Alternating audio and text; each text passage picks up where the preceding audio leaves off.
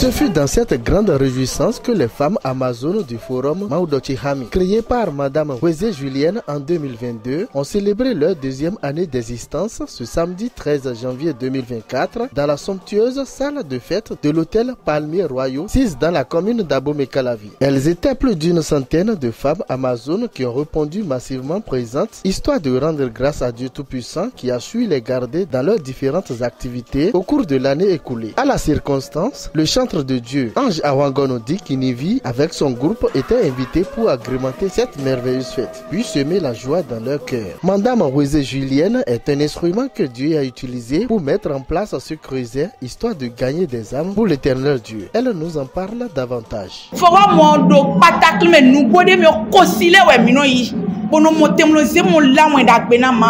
Beto do fine dimbo yi se pogege do forum utu do demi se yebo je hodo ha yeji bo jede ho ha yeji yemo ko pe na tu clay tonton yemo do attendre gbigbo ye gbo yemo no mlo awufie se ton do abo e do obligé bo wa ko do Jesus mi ton do sun wedi o medele blo batem sun e jamedi o medele de level do awulewe bona blo batem do ko sile tanwe mi no yi do gbe o me yise no le mi no aye do klopo flavo e don me de mi no do gbe o me le town e a o fe sa yon le ton supo do wento me we de le enu do avinu we de le enu awubla me don lile mi ton me mi no mi na zegbe ta ene dai bona no no pom no dakwa mo no do na ma do wento mi ton me ni do ha mi vi mi ton le me ni do ha mi asu mi ton le ni do ha jo aso mi ton le ma o ni keklen bo do ha mi na mi ni do mo ko do safun do gbe o me. Donc nous devons mi do ze forum no dai eyene pewe mi na donu ma o do hulo beto ton we ya ma we gwa lo nu mi du do kwedi o me wa inugo amo we he mi o esien wo kan kwedi o me do ya do mi fo yinu kondo podo gona. À cette occasion très particulière, l'ancienne ministre de la Santé publique, professeure Dorothée Kindi Gaza, soucieuse du bien-être de la femme, elle a enseigné à ces belles dames ce qu'elles doivent faire pour éviter certaines maladies du siècle. Elle s'est exprimée devant notre caméra. Moi, j'ai fait la médecine moderne, la médecine classique, la médecine conventionnelle, mais à des moments donnés, nous avons des insuffisances et nous devons nous tourner vers d'autres stratégies de prise en charge. Et c'est ce que nous sommes venus présenter aux femmes aujourd'hui. Le conseil, c'est qu'il faut qu'elles changent de comportement et qu'elles adoptent ces nouveaux comportements que nous leur proposons. C'est-à-dire surtout la prévention de toutes ces maladies qu'on a citées. Les médicaments sont disponibles. Nous faisons la sensibilisation autour et les sociétés qui commercialisent sont également là. Est-ce que vous savez que la santé n'a pas de prix, justement? Quand on se tombe malade, tout ce qu'on investit, alors il vaut mieux être dans la prévention. Je pense que c'est plus intéressant. L'environnement, aujourd'hui, au XXIe siècle, Nous avons les téléphones portables, ordinateurs portables, télévision, avec tous ces éléments qui dégagent des ondes électromagnétiques qui sont des tueurs silencieux. Est-ce que nous allons dire aujourd'hui au 21e siècle, nous n'allons pas utiliser ces éléments de développement? Non, nous allons les utiliser, mais nous devons nous protéger. Nous protéger par des dispositifs qui ont été également développés par le laboratoire multinational BizWorld, notamment la FASPIN, qui permet de neutraliser ces ondes électromagnétiques parce que avec ces tueurs silencieux, beaucoup de maladies se développent. Les différents cancers que nous avons, l'hypertension artérielle, les gens qui font les AVC, le diabète. Donc nous avons tous ces éléments-là qui peuvent nous permettre de prévenir les maladies ou de guérir les maladies quand on les prend tôt. Je voudrais remercier le pasteur Boris Wezé et son épouse qui nous ont donné l'opportunité de rencontrer cette centaine de femmes qui étaient très intéressées, qui ont posé à la fin des questions très pertinentes auxquelles nous avons apporté des réponses et nous sommes prêts à revenir pour d'autres sessions d'échange avec toutes ces femmes. Beaucoup d'animations étaient au rendez-vous. Après le chantre de Dieu Ange Avangono et son groupe Tikinivi, ce fut un autre groupe qui a mis une couleur particulière à cette fête.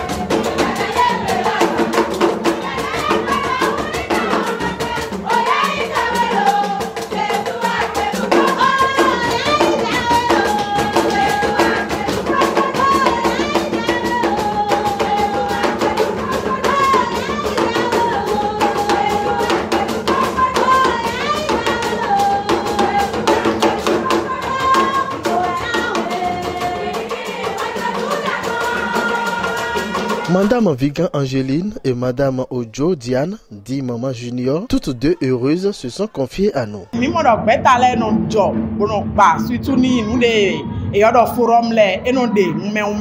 Blonjo eno na imi no amo fonton amo mi mo do Jesu we nu konton bodo pipla mi nu bo we so pe ta po da ika je gbe bo mi se gigo le po na nko yi ton we dudu egbe ton e je fun pe bo je nkan gbe ide mi se kule aklu no de su ebe ha mi bo le no me ha mi bo le do ri mi vivon bo le bi ja cho bo mi se gigo nu ko ma ton de de ndo we ndo me jide nu konton mi ton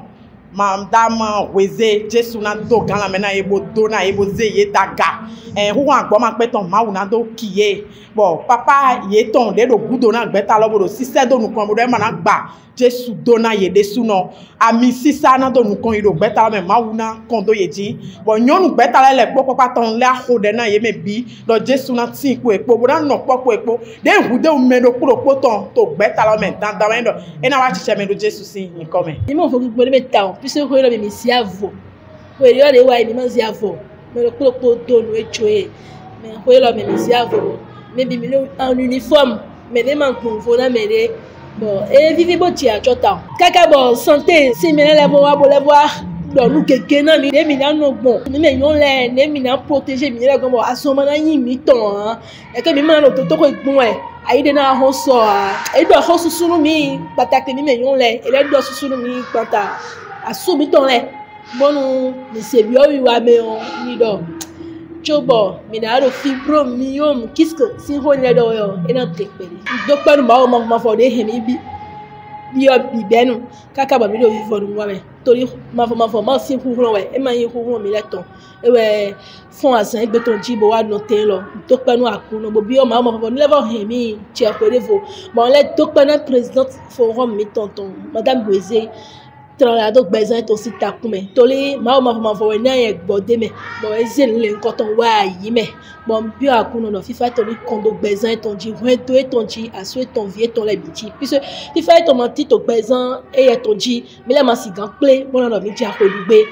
ma voici alors gagani tito besoin ton ji wele ko Jésus c'est. Madame Rosée Julienne, la présidente du dit forum, prie pour ses membres sans oublier son cher époux, le révérend pasteur Dr Boris Weze, qui les accompagne partout dans leur projet pour qu'elles puissent atteindre l'objectif fixé au départ. Elle remercie également la ministre Kinde Gaza.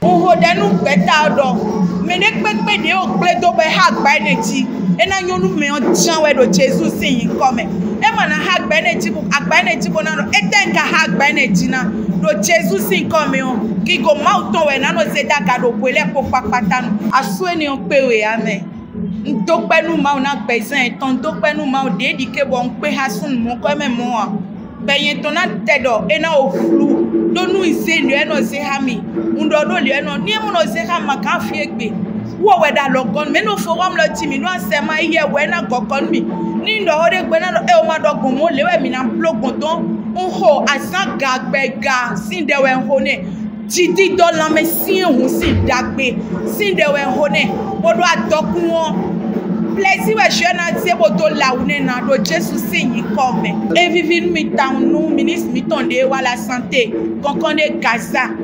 e vivin nu mi do mi me yon le o wa lo sinsan mi ton le no son mi no bi ason support ekpokwe na hode ekpokwe o ekponte o kan de vahio ezo mi lo azon support bewe mi lo glosi azon le bewe cancer azon klibosi azon taglomesi azon meye wa bo ado hode jinu mi e vivi nu mi bo mi ma kondo nu pipo we bona zegbe mi ton do da ehun na e de vahio mi na ho na la me mi ton ni do non la me sin hun si dagbe. Nous nous souhaitons bonne chance à toutes ces femmes battantes et longue vie au forum Maodo Chihami. Le rendez-vous est donc pris pour l'année prochaine. Shalom.